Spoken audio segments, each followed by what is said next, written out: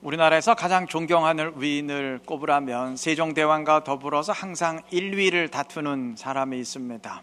누군지 아시죠? 이순신 장군입니다.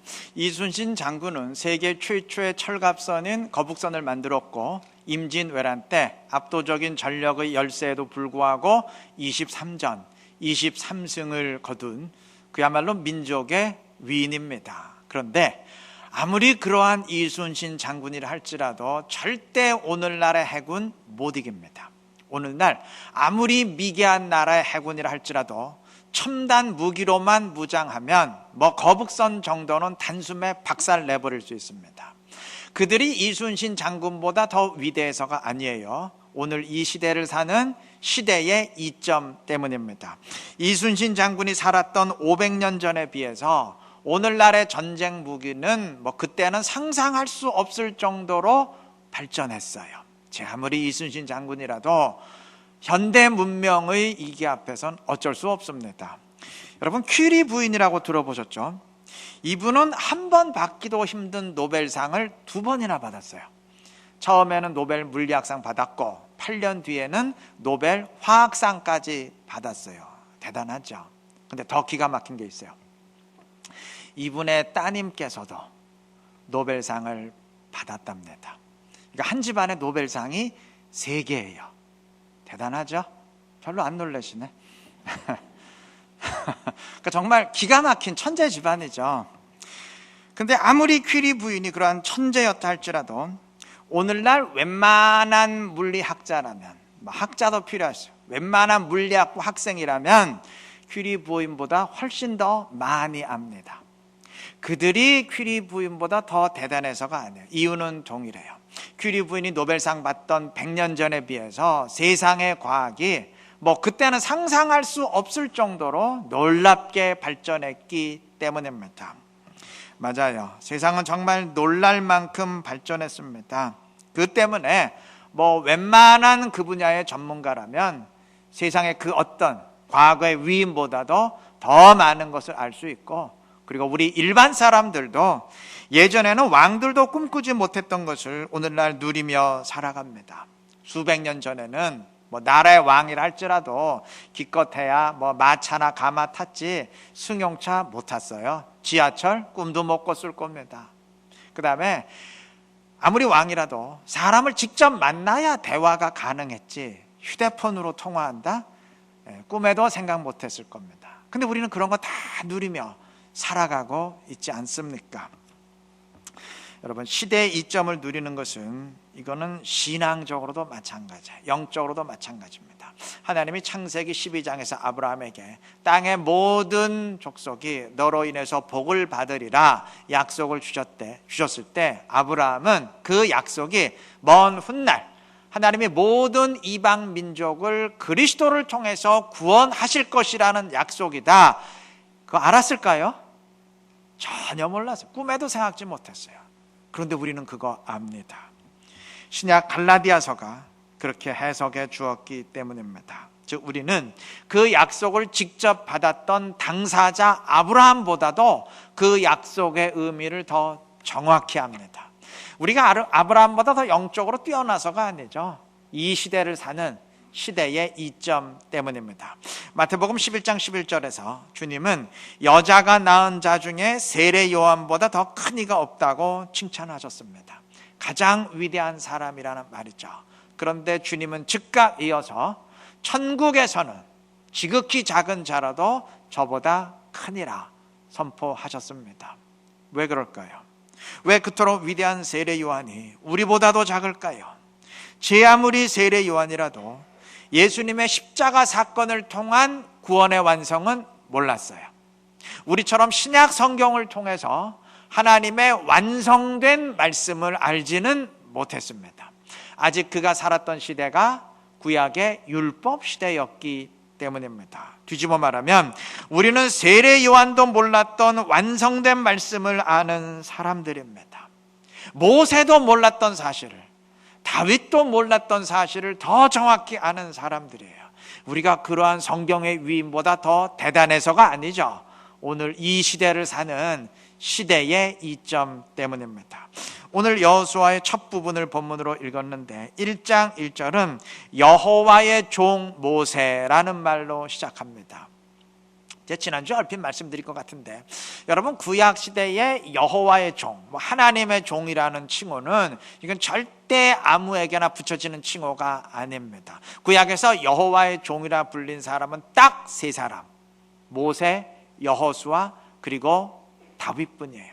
그 정도로 특별한 위인들에게만 성경이 여호와의 종, 하나님의 종이라 불렀습니다. 근데 오늘은 어떻습니까? 오늘날 하나님은 그를 믿는 우리 모든 그리스도인들을 하나님의 종이라 부르십니다. 로마서 6장 22절이 선포합니다. 우리가 하나님께 종이 되어 거룩함에 이르는 열매를 맺었으니. 모세, 여호수아, 다윗만 하나님의 종이라 불렀던 하나님께서 오늘 나를 하나님의 종이라 부르십니다. 이건 구약의 눈으로 보면 정말 어마어마한 일입니다. 그뿐만 아니에요. 신명기 마지막 장인 34장 9절에 의하면 모세가 여호수아에게 안수할 때 그에게 지혜의 영, 즉 성령이 충만했다고 하는데, 여러분 구약 시대의 성령은 절대 아무에게나 부어지지 않았어요. 하나님의 특별한 사명을 감당하는 그 위인들에게만 부어졌습니다. 오늘날은 어떻습니까? 하나님은 모든 그리스도인들에게 성령을 부어 주시기를 원하십니다. 즉 구약시대 때 성령은 받고 싶다고 아무나 받는 게 아니었지만, 오늘날 성령은 누구나 다 받을 수 있는 일반적인 은혜입니다. 이 얼마나 엄청난 복입니까? 우리가 모세나 여호수아만큼 위대해서가 아니죠. 오늘 이 성령 시대를 살아가는 시대의 이점 때문입니다. 우리는 오늘 이 시대를 살아가고 있는 이 사실에 대해서 정말 감사해야 될 것입니다. 따지고 보면 감사할 게 너무나 많아요. 모든 게 다 감사의 조건입니다. 여러분, 근데 한 가지 우리가 명심할 게 있어요. 오늘날 누구나 다 성령을 받을 수 있지만, 그렇다고 모든 그리스도인들이 다 성령 충만하던가요? 아니죠. 아무리 성령의 시대를 살아간다 할지라도 성령을 열망하고 초청하고 간구하지 않는 한 아무런 해당 사항이 없습니다. 이 시대가 아무리 완성된 말씀의 시대라 할지라도 그 말씀을 묵상하고 순종하지 않는 사람에겐 이 시대의 이점은 아무런 소용이 없어요. 축복된 시대를 산다 그래서 누구나 다 복을 누리는 것은 아니라는 말입니다. 이것은 출애굽 1세대와 본문의 출애굽 2세대를 비교해 보면 분명히 알 수 있습니다. 오늘 본문 6절은 가나안 땅을 조상에게 맹세하여 주기로 한 땅이라고 했어요. 그 이유는 창세기 기록처럼 하나님이 이스라엘의 조상 아브라함에게 그 땅을 주시겠다고 약속하셨고, 그 이후에 이삭과 야곱에게도 그 약속을 다시 한번 확인해 주셨고, 그 약속대로, 즉 조상들에게 주셨던 약속대로 지금 이제 이스라엘에게 그 땅을 주시기 때문입니다. 자, 근데 하나님은 창세기 15장 7절에서 아브라함에게 가나안 땅을 주시겠다는 약속을 하시면서 바로 이어서 13절에서 또 다른 충격적인 말씀을 주셨습니다. 네 자손이, 그러니까 이스라엘 백성이죠, 이방에서 객이 되어 그들을 섬기겠고 그들은 400년 동안 네 자손을 괴롭히리니. 아브라함의 후손들, 그러니까 이스라엘 백성들이 애굽에서 400년 이상 노예 생활하면서 괴로움 당할 것을 말씀하시는 부분입니다. 이 말씀대로 이스라엘은 400년 이상 애굽에서 노예 생활을 한 다음에야 비로소 출애굽할 수 있었습니다. 그게 40년 전 이들의 부모 세대 때 일입니다. 자, 그러면 여러분 한번 생각해 보십시다. 40년 전에 이들의 부모 세대가 출애굽했는데, 그때 그들이 그렇게 출애굽할 수 있었던 것이 그 이전에 400년 동안 노예 생활하던 그 세대에 비해서 더 영적으로 신실하고 우월했기 때문인가요? 아니죠. 만약 그들도, 이들의 부모 세대도 그때 태어났다면 꼼짝없이 평생토록 노예로 살다가 죽을 수밖에 없었어요. 그런데 그 사람들은 시대를 잘 타고났어요. 그들이 살던 시대가 하나님이 이스라엘에게 출애굽을 약속한 시대였어요.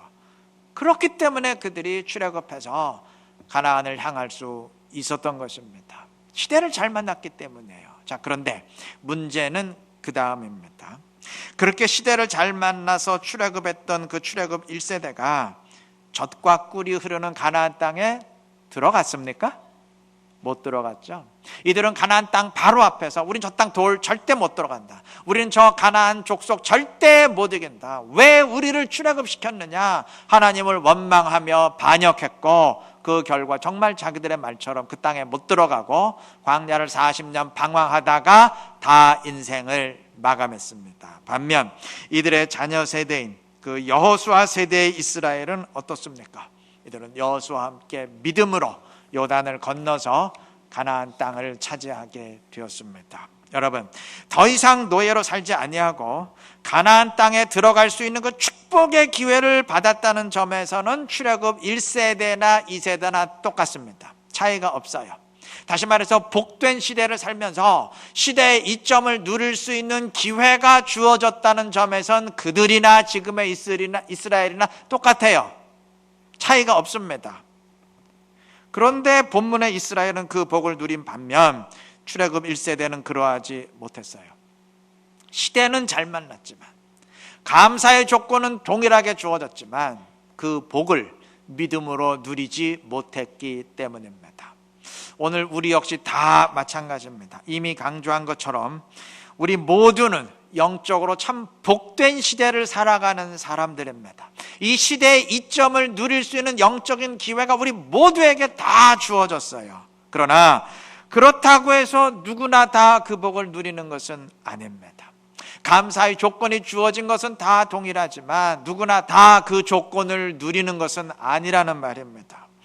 세상적인 시대의 복은 그렇지 않아요. 세상적인 시대의 복은 다 알면서 누립니다. 그래서 그 누구라도 예전에 왕도 타보지 못했던 승용차도 타고 지하철도 타고 휴대폰도 사용하고 그리고 몸이 아프면 옛날엔 맹장만 터져서 다 죽었어요. 근데 요즘엔 다 현대의학의 혜택을 누리고 왕도 누리지 못했던 거 다 누리면서 살아가요.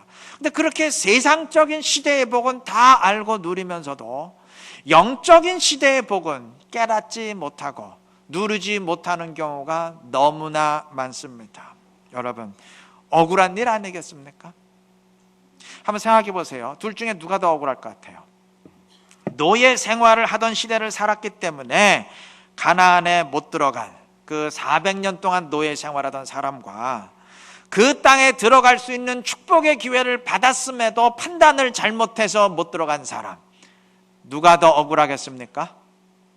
말 안 해도 아시죠? 오늘 우리가 그러한 억울한 사람 되면 안 될 것입니다. 특별한 사람에게만 성령을 부어주시는 시대를 살았기에 성령을 받을래야 받을 수 없는 것은 그 어쩔 수 없는 일이지만 누구에게나 성령을 부어주시는 이 복된 시대를 살면서도 내가 간구하지 않아서 받지 못한다면 그건 정말 억울한 일 아니겠어요? 구약과 달리 누구든지 제사장을 통하지 않고도 직접 하나님께 나아갈 수 있는 이러한 신약의 복된 시대를 살면서도 그 복을 누리지 못하고 하나님께 나아가지 못해서 하나님과 함께하지 못한다면, 하나님의 인도하심을 받아 누리지 못한다면 그 억울한 일 아니겠습니까? 근데 그런 사람들이 의외로 많습니다. 여러분, 오늘 감사 주일인데 오늘 우리에게 감사의 조건은 정말 차고도 넘칩니다. 문제는 그것을 깨닫지 못한다는 점이에요. 그래서 그걸 누리지 못한, 그래서 그 복이 되지 못하고 감사의 조건이 진정한 감사로 이어지지 못한다는 점입니다. 깨달아야 됩니다. 억울한 사람 되지 마시기 바랍니다. 성령의 시대가 되었으니 성령과 함께 하시는 복을 누리시고, 은혜의 시대가 되었으니 은혜를 깨닫고 은혜에 이끌리는 복 누리시기를 바랍니다. 그래서 늘 주님과 함께 하면서 불평과 원망의 삶이 아니라 은혜에 감사하는 감사의 삶을 살아감으로써 더 많은 감사의 조건으로 체험받을 수 있는 지혜롭고 신실한 우리 이루는 교회 모든 성도님들 되시기를 바랍니다. 오늘 본문에서 하나님은 강하고 담대하라는 말씀을 6절과 7절, 9절에서 3번이나 반복하셨습니다. 뭐 전쟁을 앞둔 상황이니까 그렇게 말씀하실 만하지, 겁내지 말고 담대하게 싸워라, 뭐 그런 의미겠지 하시겠지만 본문 읽어보면 그렇지 않아요. 지금 이유가 그 때문이 아닙니다. 하나님은 7절에서 이렇게 명령하십니다. 강하고 극히 담대하여 나의 종 모세가 명령한 율법을 다 지켜 행하고. 이스라엘이 강하고 담대해야 되는 이유는 담대히 전쟁을 해야 되기 때문이 아니고 하나님의 말씀을 철저히 순종하기 위함입니다. 그리고 율법에 순종하되 뭐 이것은 순종하고 저것은 무시하는 식으로 취사 선택해서는 안 돼요. 빠짐없이 다 지켜야 됩니다. 하나님은 그것을 반복해서 강조하십니다. 7절, 강하고 극히 담대하여 모세가 네게 명령한 그 율법을 다 지켜 행하고. 다 지켜 행하라 했습니다. 그 다음 8절도 또 이것을 강조합니다. 그 안에 기록된 대로 다 지켜 행하라. 자, 인간의 눈으로만 보면 좀 하나님이 좀 지나치시다 싶을 수도 있어요. 지금 이스라엘은 전쟁을 앞둔 절대절명의 상황 가운데 있는데 이 상황 속에서 그래도 하나님이시라면 좀 위로하고 격려하는 말씀을 좀 그것부터 먼저 주셔야지. 그건 다 제쳐놓고 다 지켜 행하라. 어떻게 하나님에 대한 책임만 강조하는 말씀을 하실 수 있는가? 좀 이스라엘의 입장은 조금 더 생각하지 않냐고, 어떻게 하나님 자신의 입장만 그렇게 생각하는 좀 마음이 불편할 수도 있을 겁니다. 그런데 영적인 눈으로 보면 그 반대입니다. 하나님이 율법을 철저히 다 지켜 행하라고 명령하는 것은 그건 하나님의 자기 만족을 위해서가 아니고 너희들이 율법을 대충 지키면 내가 참 섭섭하지 이렇게 하나님의 만족을 위해서 자기의 기분 상하지 않도록 알아서 해라 그 얘기가 아니고 이스라엘을 승리하도록 만들어 주시기 위해서 지금 그 명령 내리시고 계시는 겁니다. 여러분, 이스라엘이 전쟁에서 승리할 수 있는 비결이 뭔가요? 전력을 강화하는 데 있지 않아요. 하나님을 철저히 순종하면 됩니다. 그러면 전쟁은 하나님이 대신 싸우시고 책임져 주십니다. 그것이 이스라엘의 승리의 비결이에요. 그래서 하나님이 순종하라 말씀하시는 거예요. 내가 이 전쟁에 개입해서 너희를 위해 싸울 수 있도록 너희를 승리하게 만들어 줄 수 있도록 순종하라. 하나님을 위해서 순종하라는 게 아니고 지금 이스라엘을 도와주기 위해서 순종하라 명하시고 계시는 거예요. 하나님은 너무하신 하나님이 아니시고 은혜와 복을 내리시기를 하시는 감사의 주님이신 줄로 믿습니다. 여러분, 말씀을 순종하되 다 지켜 행하라는 명령도 마찬가지예요. 부담을 주고 짐을 지기 위해서 100% 순종하, 그게 아니고 이스라엘에게 100%의 온전한 복을 내려주시기 원하시기 때문에 그렇게 명령하시는 겁니다. 하나님은 다 지켜 행하라고 100%의 순종을 말씀하시면서 그에 대한 100%의 복을 강조하셨습니다. 3절 마지막 부분에서 하나님은 약속한 땅을 모두 내가 너에게 주었다 선포합니다. 그러니까 이 땅은 주고 저 땅은 안 주고 그게 아니고 전부 다 주겠다. 100% 축복을 선포하셨습니다. 9절에서는 네 평생에 너를 능히 대적할 자가 없으리니 라고 약속하십니다. 오늘은 내가 너를 지켜주기에 너를 대적할 자가 없겠지만 뭐 내년까지도 지켜주겠지만 글쎄 10년이나 20년, 3, 40년 후에는 글쎄 그건 그때 가봐야 알지. 그게 아니고 오늘이건 내일이건 20년 후건 30년 후건 내가 항상 너를 지켜줄 것이기 때문에 내 평생에 너를 당할 자 없을 것이다. 이러한 100%의 시간적인 약속을 선포하셨습니다. 9절 마지막 부분에서는 네가 어디로 가든지 네 하나님 여호와가 너와 함께하느니라 선포하셨어요. 여기 어디로 가든지라고 했습니다. 이곳에서는 내가 너와 함께하지만 글쎄 저 땅에 들어가서는 또 다른 나라로 가면 어떨지 모르겠다. 그게 아니고 이곳에 있든지 저곳으로 가든지 아니면 세상 어디에 있든지 내가 항상 너와 함께 하겠다는 100%의 공간적인 축복을 선포해 주셨습니다. 여러분, 50% 정도 순종하면 50% 정도의 복을 받고 70%쯤 순종하면 또 그 정도 복을 받고, 그건 인간의 논리지 하나님 나라의 사고방식이 아닙니다. 하나님은 100%의 순종을 말씀하시고 100% 축복하십니다. 하나님의 원리예요. 즉 하나님이 이스라엘에게 100% 순종하라 말씀하시는 것은 이스라엘에게 100%의 복을 내리시기 위해서 그렇게 순종하라 명하시고 계시는 겁니다. 신명기 29장 1절은 호렙에서 이스라엘 자손과 세우신 언약 외에 하나님이 모압 땅에서 이스라엘과 언약을 맺으셨다고 말합니다. 하나님이 호렙산 언약 외에 지금 이들이 있는 곳이 모압 평지인데 여기서 다시 언약을 맺으신 이유가 있어요. 그 옛날 이스라엘이 호렙산, 즉 신의 산의 언약을 깨뜨리고 하나님을 반역했어요. 이들이 하나님을 버렸습니다. 만약 그때 하나님도 이스라엘을 좋다 나도 너희 버린다 버렸으면 그것으로 끝났습니다. 이스라엘은 더 이상 하나님의 백성이 아니고 그냥 세상 민족들하고 똑같아요. 만약 그렇게 되었더라면 하나님도 그렇게 하셨더라면 오늘 본문에서 하나님이 이스라엘에게 율법 말씀을 철저히 순종하라 명하실 이유도 없고 필요도 없어요. 그냥 너들 마음대로 살아. 난 신경 안 쓴다. 그러고 끝났을 겁니다. 당연하죠. 그렇게 되었겠죠. 그런데 하나님은 은혜로 덮으시고 이들의 잘못을 은혜로 덮으시고 다시 언약을 세우시고 이들을 하나님의 백성으로 삼아 주셨습니다. 그러했기에 지금 오늘 본문에서도 내 말대로 철저히 순종하라 명령하시는 겁니다. 여러분, 이스라엘의 입장에서는 철저히 순종하라는 하나님의 명령을 받을 수 있는 것 자체가 복입니다. 그 자체가 복이에요. 다 지켜 행하라. 부담되는 것 같지만 사실은 그 말씀을 받을 수 있는 것 자체가 감사할 일이고 축복입니다. 예를 하나 들죠.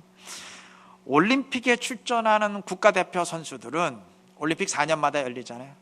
몇 년 전부터 정말 땀 흘리면서 힘들게 준비하고 노력합니다.